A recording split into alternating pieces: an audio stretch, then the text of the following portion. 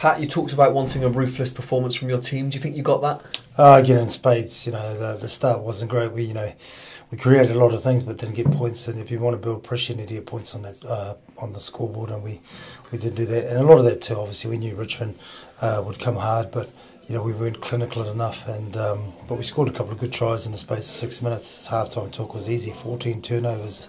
And in a game is not great. 14 turnovers in the first half is horrific. So look after the ball, respect the ball, and then the points will come and the opportunities will come. So it was a lot better in the second half.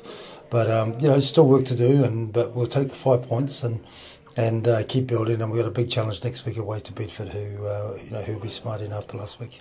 How important was it to remain patient in that first half when things weren't perhaps going your way in attack, but the boys stuck to the system and in the end it held true? Yeah, we knew it was all about patience, because every time I showed the boys at half time on the video, every time we flicked the ball that wasn't ready, we freeze frame and look at the defence. Every time we turn the ball over, have a look at the defence, and the boys could see clearly that there's plenty of space available, but we give the ball over.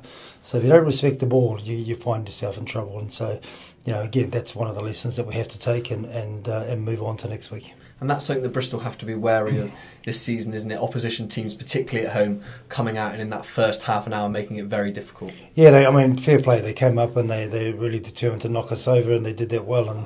And we just had to give ourselves a bit more space. We had to move the ball a bit quicker through the hands just to get around them, and that's the committed effort that they came from. But the only way you take that away is build points on the scoreboard, and we had a lot of genuine chances in the first half that we didn't complete. And defensively, we've seen some real improvements this afternoon. We restricted Richmond to just the one try. Yeah, but that one try is disappointing. If we want to be the team we want to be at that stage, we knew they were going to keep coming, and to give away a silly penalty, quick tap, fight back, and not enough guys are working back.